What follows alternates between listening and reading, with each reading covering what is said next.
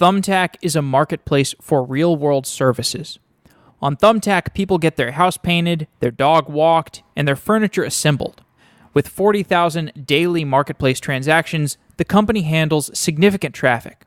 In yesterday's episode, we explored how one aspect of Thumbtack's marketplace recently changed, going from asynchronous matching to synchronous instant matching. In this episode, we zoom out to the larger architecture of Thumbtack and how the company has grown through its adoption of managed services from both AWS and Google Cloud. The word serverless has a few definitions. In the context of today's episode, serverless is all about managed services like Google BigQuery, Google Cloud PubSub, and Amazon ECS. The majority of infrastructure at Thumbtack is built using services that automatically scale up and down. Application deployment, data engineering, queuing, and databases are almost entirely handled by cloud providers at Thumbtack. For the most part, Thumbtack is a serverless company, and it makes sense. If you're building a high-volume marketplace, you're not in the business of keeping servers running. You're in the business of improving your matching algorithms, your user experience, and your overall architecture. Paying for lots of managed services is more expensive than running virtual machines. But Thumbtack saves money from not having to hire site reliability engineers. Nate Kupp leads the technical infrastructure team at Thumbtack, and we met at KubeCon in San Francisco to talk about how to architect a modern marketplace. This was my third time attending KubeCon, and as always, I was impressed by the quality of presentations and conversations that I had at KubeCon. They were also kind enough to set up some dedicated space for podcasters like myself. The most widely used cloud provider is Amazon Web Services, but more and more companies that come on the show are starting to use some of the managed services from Google. The great news for developers is that integration between these managed services is oftentimes pretty easy. It's just an API call. At Thumbtack, the production infrastructure at AWS serves user requests. The log of transactions that occurs across that production infrastructure gets pushed from AWS to Google Cloud, where the data engineering occurs. On Google Cloud, the transaction records are queued in Google Cloud PubSub, which is a message queuing service. And those transactions get pulled off of the queue and stored in BigQuery, which is a system for storage and querying of high volumes of data. BigQuery is used as the data lake to pull from when orchestrating machine learning jobs. These machine learning jobs are run in Cloud Dataproc, which is a managed service that runs Apache Spark. After training a model in Google Cloud, that model is deployed on the AWS side, where it serves user traffic. On the Google Cloud side, the orchestration of these different managed services is done by Apache Airflow, an open source tool that is one of the few pieces of infrastructure that Thumbtack does have to manage themselves on Google Cloud. So it's kind of funny that this Apache Airflow workflow management tool is managing a bunch of managed services, but Airflow itself is not managed.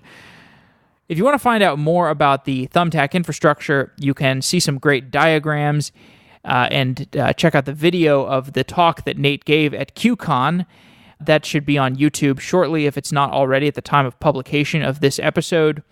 You can also check out the Thumbtack engineering blog, which I have linked to in the show notes for this episode. And thanks again to the team at KubeCon for allowing me to show up and do some interviews and do some research there. I really enjoyed the KubeCon conference.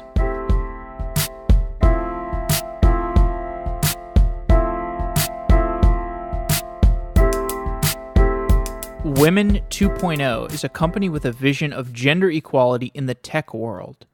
Women 2.0 is a community, a media company, and a jobs platform that connects top female talent with engineering jobs around the world. At the new Women 2.0 jobs platform, find vetted jobs for women engineers, data scientists, and product managers. To find a job that is right for you, go to women2.com/sedaily. And if you're an engineering company, you can connect with top female talent on Women 2.0. Companies like Twitter, MongoDB, and Craigslist use Women 2.0 to find new hires. Go to women2.com/sedaily to find out how to post your company's jobs to Women 2.0. Thanks to Women 2.0 for being a new sponsor of Software Engineering Daily, and check it out at women2.com/sedaily. Thanks for listening, and let's get back to the show.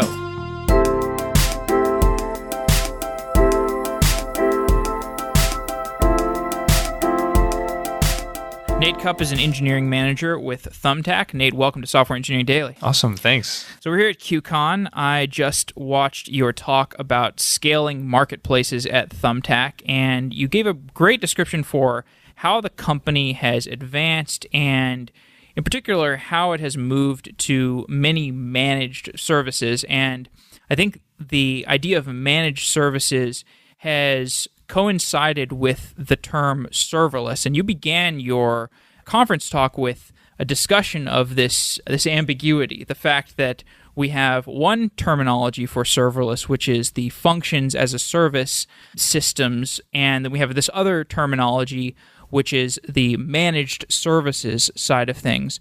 Do you want to start by just disambiguating these two terminologies and explain what that term serverless means from your point of view?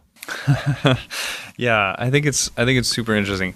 I like to kind of group these together in that the dimension that I care most about as an infrastructure engineer is the operational overhead of using these systems, right? And so as you know, we've scaled, we've got a very small, like we're a startup, we have a small engineering team, and we want to make sure that the things that we're resourcing are directionally aligned with where the business is going, right?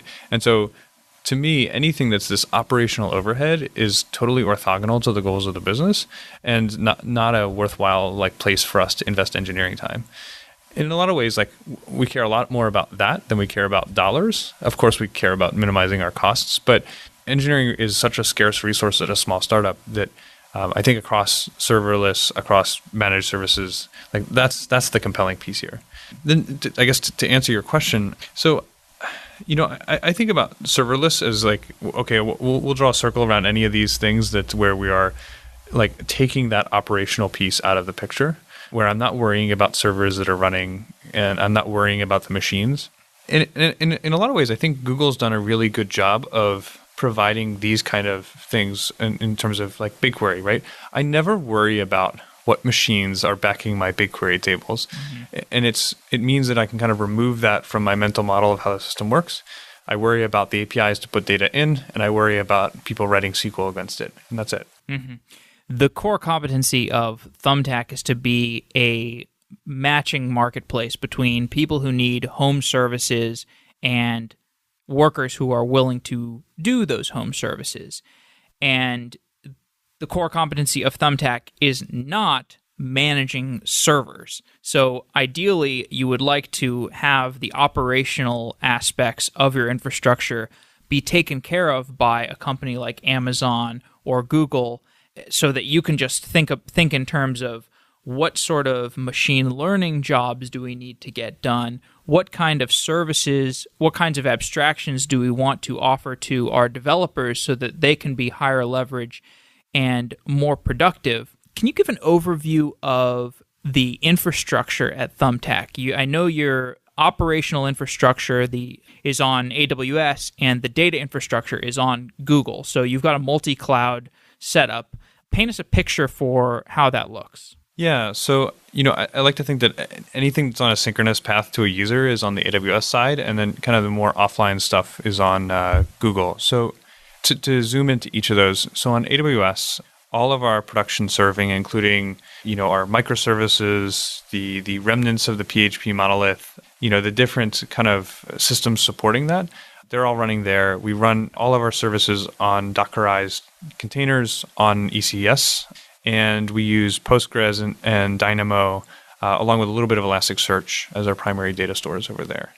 Then we have a bunch of touch points where we're kind of piping data in and out of that to the GCP side of things, primarily through Cloud Data Proc, where we run Spark jobs, and then landing an awful lot of that in BigQuery, which then feeds downstream analytics and data science and things like that. Mm-hmm.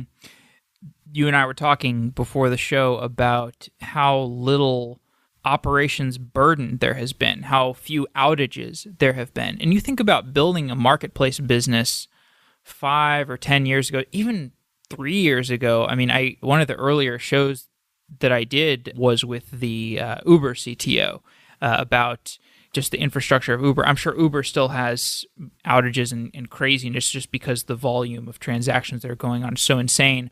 But I do have a sense that even just in the last 2 or 3 years, there have been massive improvements in how few outages a company can get to by having their infrastructure in managed services. Can you talk a bit about that? And I know because you've been at Thumbtack since 2014. Have you seen that drop in outages over that time?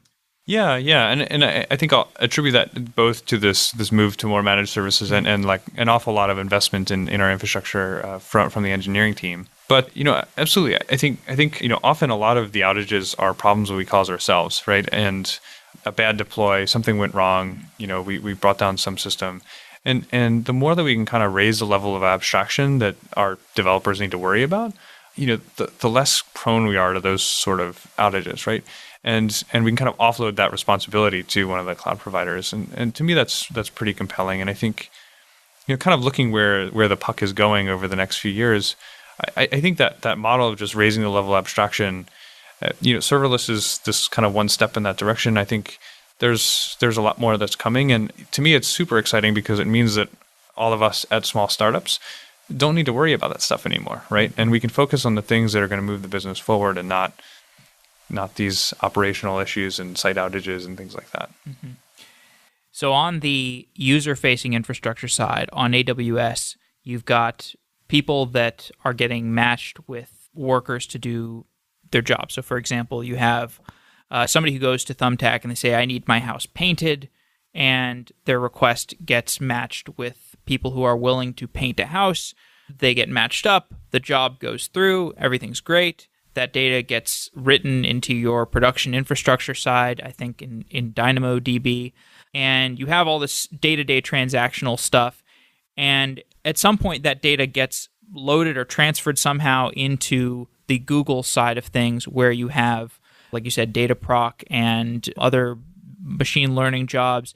Before we talk about the data infrastructure side, how does the data, what's your pipeline of transferring data from the AWS side to the Google Cloud side?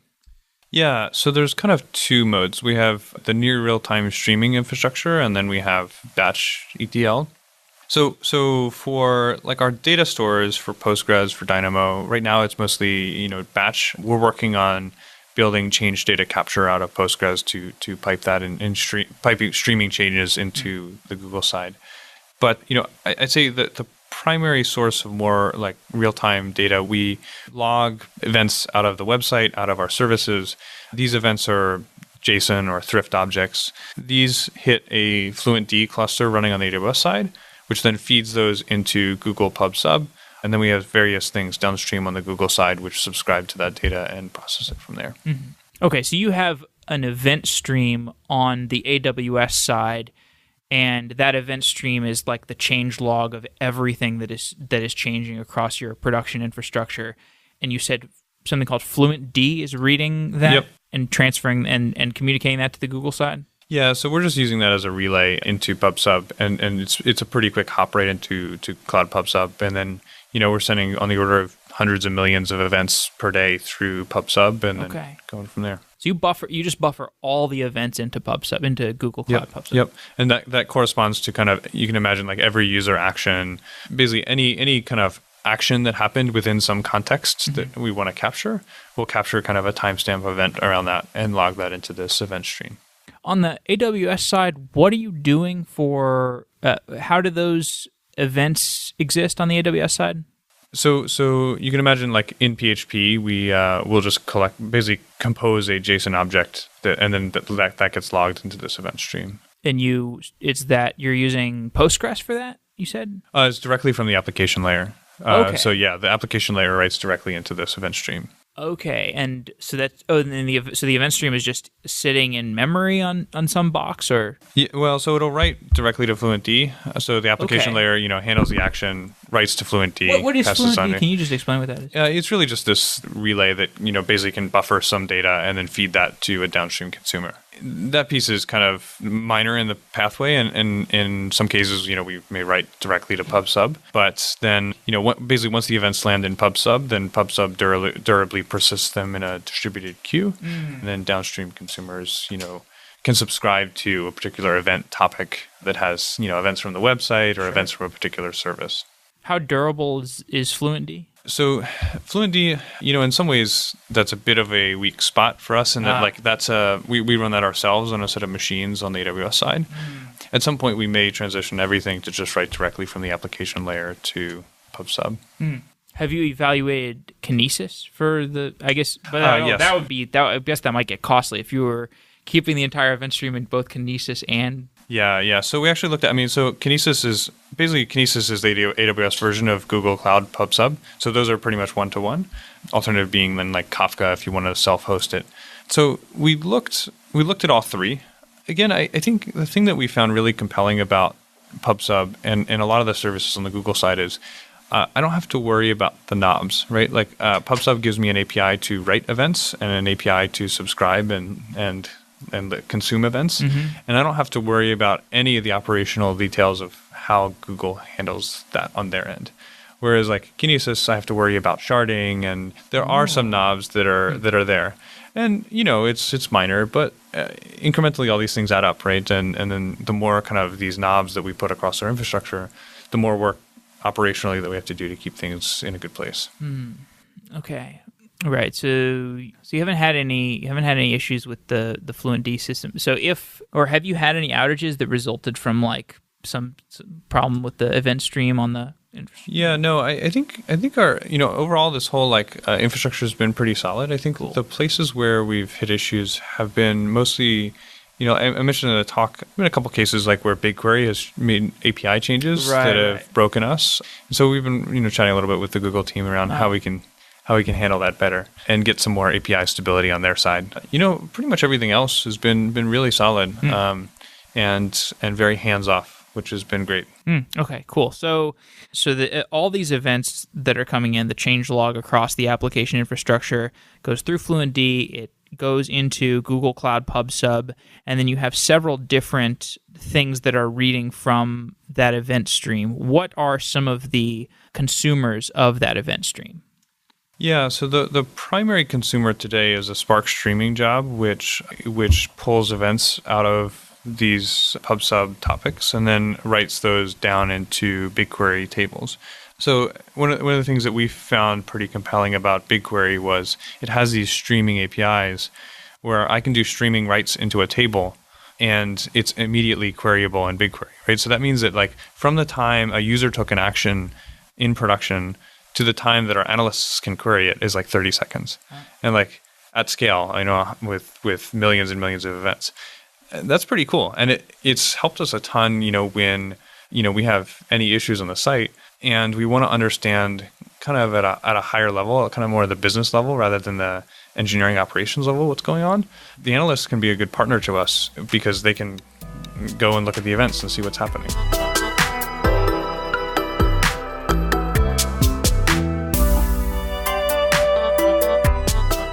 Simplify continuous delivery with GoCD, the on-premise, open-source, continuous delivery tool by ThoughtWorks. With GoCD, you can easily model complex deployment workflows using pipelines and visualize them end-to-end with the value stream map. You get complete visibility into and control over your company's deployments. At gocd.org/sedaily, find out how to bring continuous delivery to your teams. Say goodbye to deployment panic and hello to consistent, predictable deliveries. Visit gocd.org/sedaily to learn more about GoCD. Commercial support and enterprise add-ons, including disaster recovery, are available. Thanks to GoCD for being a continued sponsor of Software Engineering Daily.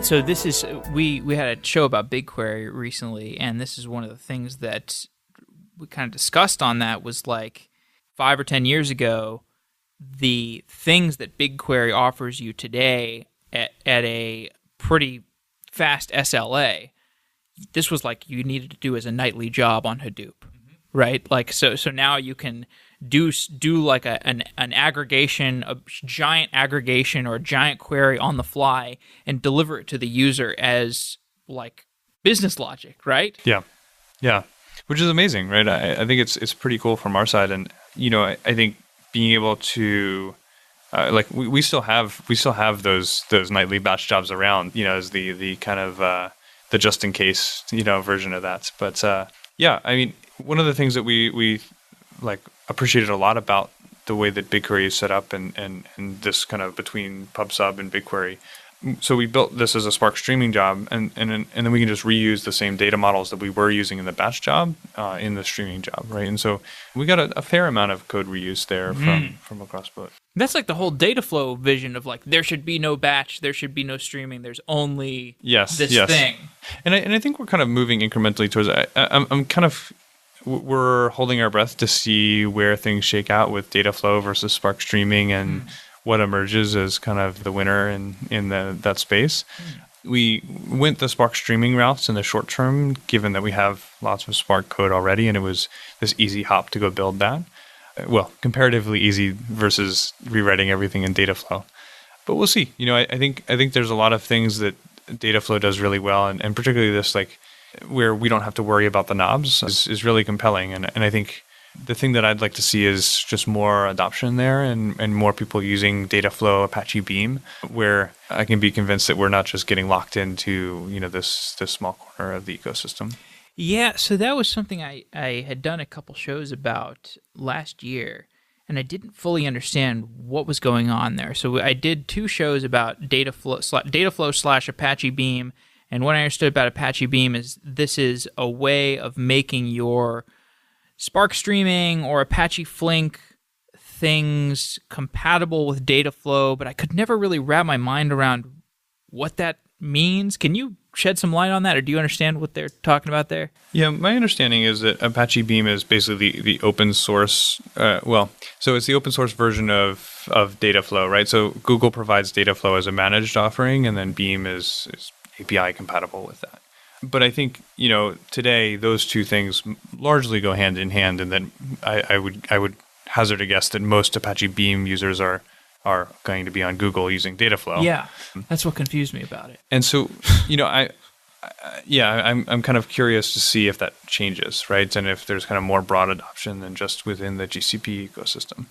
And I'd love to see that before we kind of dive in headfirst and get locked into using it.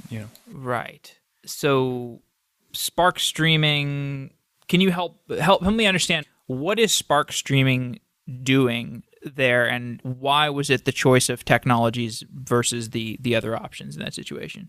Yeah, so if you have this mental model of Spark as doing distributed processing on like an array of data, right? So I have an array of data as the input, maybe multiple arrays of data, and I'm joining them, merging them, doing MapReduce kind of operations over those arrays of data, and then piping them downstream. Spark streaming kind of takes the same thing and then moves it to where you have these micro batches. And so you can conceptualize like Spark streaming as working in a similar way to Spark, but working over kind of small batches of data. And so you have these like windowed sets of data that are coming in. So the way that we use it is we're applying that, the transformation logic ETL that we're doing on our data across these small batches of events that are coming in that we're reading off of PubSub, processing through Spark streaming, and then syncing into BigQuery and other downstream consumers. Okay, right. So because you need some sort of system that will transfer the data from from PubSub, because PubSub is basically this queue of different topics. So you've got different types of events that are sitting on this queue, and you need to write those events into BigQuery, because BigQuery is a file system plus it's a file system plus a query system. So you've just got this big layer of storage, and you need some way of transferring the data from the queue into the storage layer, and you're using Spark streaming to pull that data and put it right to the correct places. Yeah, and I'll say that like what I appreciated about it is from our perspective, the model is I'm querying an API because there's an API on PubSub, and all I'm doing is pulling my events out of that API. And then I'm querying another API, the BigQuery API, and putting my events over there, right? And so I'm really just kind of shuffling data between these two managed services. Yeah. Which is great, right? Like, and then I can do some transformation logic in the middle if I need to, but it's more or less just a connecting pipe between these two APIs. Yeah. So on the Google Cloud side, you also, in the talk that we just saw here at QCon, you were also talking about this Google Cloud Data Proc and Airflow. We had done a show about Airflow recently. I understand that came out of Airbnb. It's kind of like a way of orchestrating different aspects of your data infrastructure and sequencing them in a certain way to patch together different logic of different components of your data infrastructure. Explain what Google Cloud Data Proc is and how Airflow fits into your system. Yeah, so Cloud Data Proc is a managed Hadoop and Spark offering. Again, it's basically a set of APIs that you can call and say, like, create a cluster with some set of resources. Say, like, I want to create a cluster with 100 workers, and I want them all to have 16 cores, whatever. And so you hit this API, and 60 to 90 seconds later, you'll have a cluster sitting there. And there's another API. You say, like, schedule this workload on that cluster. And then it'll go off and run that job, Spark job, MapReduce job, whatever it might be. And of course, then you can just shut down the cluster with a third call. So what we did is we wrote an Airflow operator, which kind of orchestrates that whole process to bring up a cluster, schedule a job on that cluster, and then shut it down. And kind of wrap that as one atomic unit, an operator that we use in Airflow. And then we just put all of our jobs inside of those containers, right? So we say, like, here's the job, put it inside of this container, configure how much resources we think it needs, and we can kind of adjust that as the job scales, and then just throw it into Airflow along with all the other things that we have running. And so, like I said, we have kind of more than 600 of these that we run on a daily basis. Bring up a cluster, run it, shut it down, and as kind of as our scale goes up, we basically just need is a configuration change, just bump up the size of each of these clusters, and we can do it at the job kind of granularity, right? Where we can say this job is either running too long or using a lot of resources, so we just give it some more resources and we're off to the races. So Cloud Data Proc is a thing that is managing servers in a way where you don't actually have to spin up the servers or whatever. You're just saying, I've got this machine learning job that I want to run. Cloud Data Proc, provision the stuff that I need and take care of this job for me and hand me back the answer. Yep, exactly. Which is super, like, attractive from our perspective, right? And especially coming from this world where, the old days, like, bringing up a Hadoop cluster was go edit a bunch of XML files, distribute them across 20 machines, wire them all together, and cross your fingers and hope it all works out. And it was really painful, right? And like then it kind of got better as Puppet and Chef and other tools came along, and you can kind of manage all of that through those tools. But still, it's like you have to worry about physical hardware with all of this configuration deployed across the cluster, and it's just a huge pain to keep everything in shape. And particularly in the Hadoop world, you often have a lot of local disk if you're working on jobs on HDFS, which means you often maybe have a machine with 20 or 30 drives attached to it, multiplied by 10, 20, 30 machines. All of a sudden you have hundreds of disks, and basically you're multiplying your failure risk for a hard drive. And so there's always something breaking, right? And there's always like a drive failing somewhere, and it's just annoying.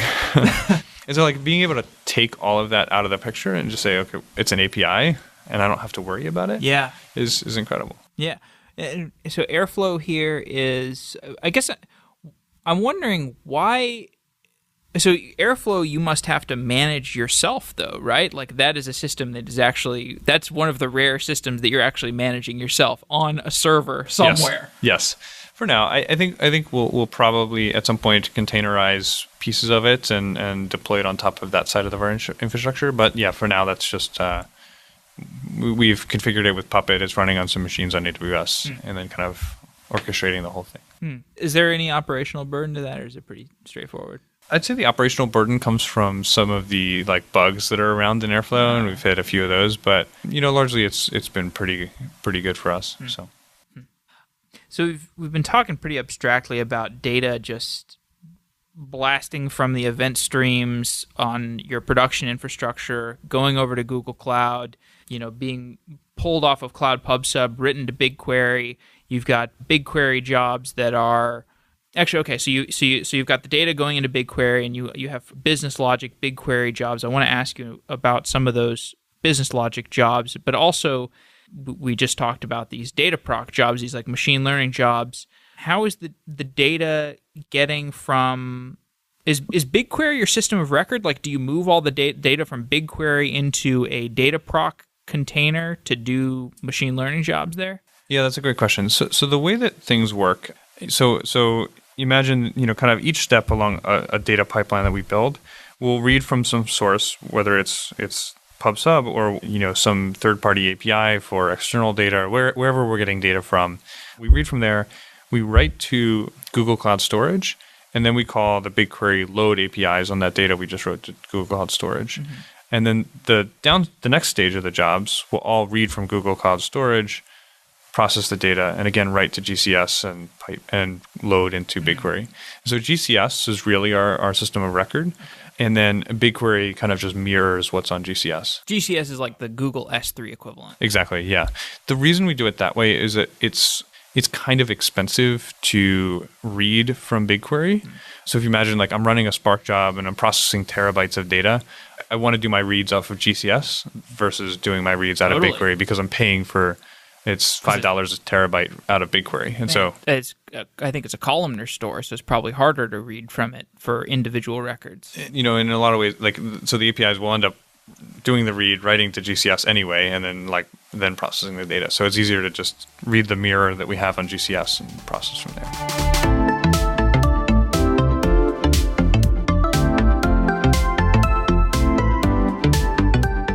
Do you have a product that is sold to software engineers? Are you looking to hire software engineers? Become a sponsor of Software Engineering Daily and support the show while getting your company into the ears of 24,000 developers around the world. Developers listen to Software Engineering Daily to find out about the latest strategies and tools for building software. Send me an email to find out more. Jeff@softwareengineeringdaily.com. The sponsors of Software Engineering Daily make this show possible, and I have enjoyed advertising for some of the brands that I personally love using in my software projects. If you're curious about becoming a sponsor, send me an email, or email your marketing director and tell them that they should send me an email. Jeff@softwareengineeringdaily.com. Thanks as always for listening and supporting the show, and let's get on with the show.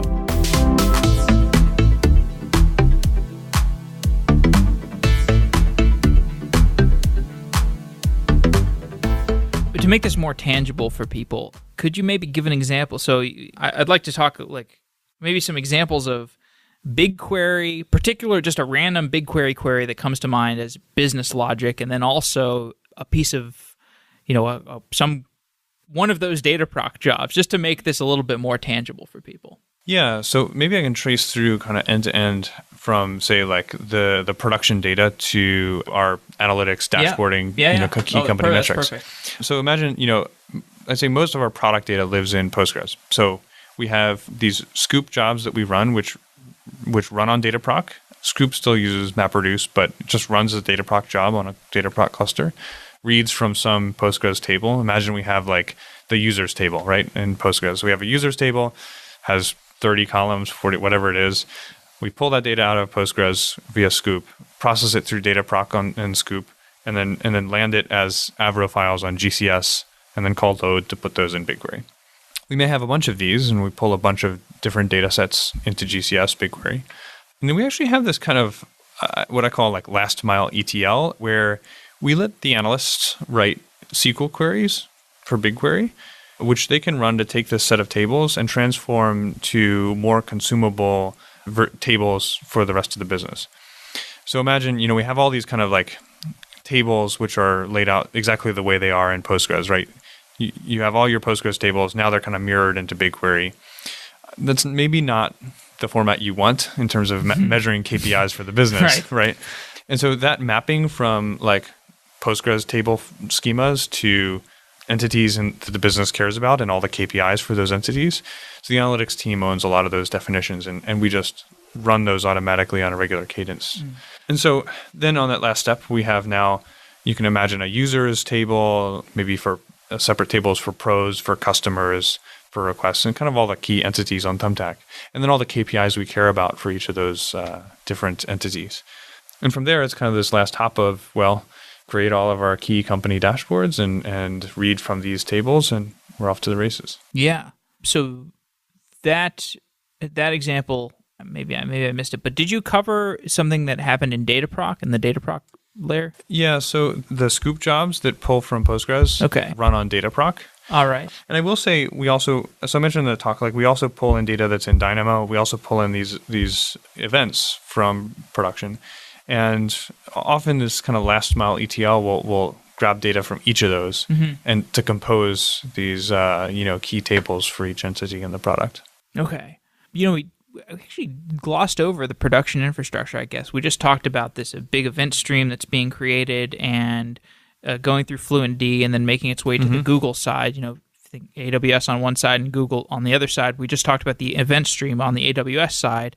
But obviously, as these events are being created across the application architecture, the AWS side of things, you want to have databases that are subscribing to that application event stream and updating.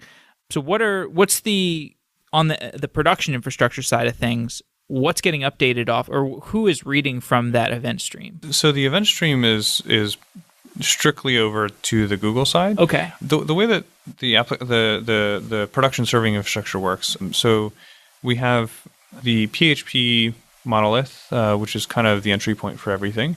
Then we have a layer of microservices behind that. Those microservices we write in Go and in Scala, primarily in Go, 3 or 4 services written in Scala. All of this, the website and the microservices are on Docker containers, orchestrated through ECS.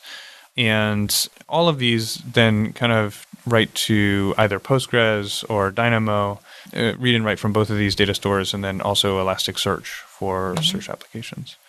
Do you ever have a problem where, let's say a transaction comes through the system, a user gets their house painted, and it all goes through, and the person gets paid, and the transaction's over? You need to update the system of record that is like the history of the user, like, okay, that now there's a new transaction that they've done. You also need to update certain search indexes on Elasticsearch. And so in a number of the shows I've done, they use this event stream as the source of truth, and then the user database will read from the event stream and update, and the search index will also read from the event stream and update it, because otherwise you've got to contact both the database, the user database, and the search index, and update both of those things. So many people use the event stream as a way to decouple the reads and the writes. So you have a different solution there? You want to say this is exactly the problem that's keeping me awake at night. Okay. Yeah. Essentially, what I would like to move toward, what we are moving towards, is basically Postgres is the system of record. Okay. Dynamo in some cases, but primarily Postgres. And then we do change data capture off of Postgres and feed the changes out of Postgres, which then become the canonical, data stream feeding all of our work on the Google side. The events that we're logging from the application layer are in a sense a shortcut until we finish building that, because they suffer from exactly that problem, right? Yeah. When you're logging events from the application layer, if, say, the transaction fails for some reason, then now you have this inconsistency between the event stream and the data store. And vice versa, right? If you fail to write events to the event stream, but your Postgres write succeeded, you get this inconsistency. And so the ideal world is where everything's kind of going through your data store, in our case Postgres, and we don't have this separate event stream. So to bridge from the world where we don't have anything to the world where everything's kind of consistent through the event stream, consistent from Postgres, these application events we've provided to the engineering team with this basically big asterisk that we are not providing guarantees on strong consistency with what's in Postgres, right? And so it's like it's close, right? and kind of gives us coverage in the interim, But our goal is to move towards a world where everything's built off of that change log out of Postgres. That's the write-ahead log, right? Yeah. And so basically using logical replication from Postgres, you can capture all the changes, all the transactions that go through Postgres and feed that into your data pipelines. Since we don't have this yet, we, for all of like key company metrics, everything's built off of this like batch export out of Postgres today. And events are kind of additional signal, but they're not kind of driving any of the KPIs for the business. In your dream infrastructure, would the write-ahead log be like writing to Kafka or something, or? Yeah, so essentially imagine we have this entity that's reading out of Postgres and then writing into PubSub. So we have something sitting in the middle between basically reading this this replication Google log Cloud from PubSub. And then writing directly to Cloud PubSub, and then we have a Spark streaming job which consumes that log, transforms it, and things go from there. Yeah. Okay. So that sounds great. I mean, this is the Google Cloud infrastructure making its way into the production infrastructure, right? Yes. And I think we'll continue kind of moving in that direction with a bunch of these things. Okay. I think I will say it's sort of an open question on whether we'll move any like production serving infra, in that as long as we've got this tight coupling with Dynamo in a bunch of places, any sort of migration away from that would be pretty challenging. So that is interesting. I did a show. Actually, the show that was published today was with Fiverr. The company Fiverr. Yeah. And I mean, that company kind of has similar engineering tasks as Thumbtack, right? Mm-hmm. Fiverr is sort of like a gig economy thing for digital services. Thumbtack is for mostly physical services, I believe. And one thing that he said was, so you're basically talking about like, how are you going to implement event sourcing? And one of the things he said was they're going with Kafka for event sourcing because they figure this is like, kind of the Kubernetes of the event queue architecture. And they think that all of the event sourcing evolutions are going to come first to Kafka, and maybe they might be later to the game on Google Cloud PubSub. Have you thought about that at all? Yeah, absolutely. And I think as we're building this change data capture out of Postgres, it's an open question on whether we will go the PubSub route or stand up Kafka. I think we're very hesitant to add yet another piece of infrastructure we need to operationally manage. But I think that point is absolutely right? That like Kafka is the status quo for this, and there's also this kind of one asterisk today with PubSub, in that PubSub does not provide ordering guarantees. Oh. So you're putting all these messages in and you're reading them out, and there's no guarantees that the order in which you consume them was the order in which they were put into the queue. Mm-hmm. And Kafka can provide ordering within partitions, right? And so then in some cases, particularly if you're trying to reconstruct the state of your Postgres database, that can be helpful. But. So this has been like the wonkiest episode of Software Engineering Daily ever. Trying to think about where to wrap it up, because this has been really interesting. You had some interesting thoughts in your talk about just some general lessons that you've learned in your time at Thumbtack. Like, I guess you've been there for about 3 years at this point, and the team has scaled. As we were talking right before the show, you've gone from moving just past the 2-pizza team in terms of how many people are kind of directly reporting to you. What are some of the management and scaling lessons that you've learned? Because Thumbtack is it's growing like a weed, really fast growing company. I'm sure it's growing in terms of employees as well as in terms of traffic. So what are just some of the engineering management lessons you've learned? Yeah, one, it's hard. It's hard to do well. I think something that I just has been constantly on my mind as we've grown is like, how do we protect the engineering culture and while we're growing the team so fast? If we're adding so many engineers, we want to make sure that we're able to kind of add them to the team and not just totally derail the team culture. And I think that's a big risk. When you're adding people really, really fast to an engineering team, there's kind of this carrying capacity that you don't want to exceed. It's just hard, right? It's just really hard. And especially if you get kind of big spikes of lots of new people, it can be really hard to kind of get everyone onboarded and up to speed and figure out all the existing systems and processes and like that. But I think that's something that we give a lot of thought to, even kind of top of funnel in terms of as we interview people, as we bring people through the process and into the engineering team. We want to hire people who aren't jerks, right? And people that we'd be excited to work with, and just be really thoughtful about the kind of engineering team that we're building.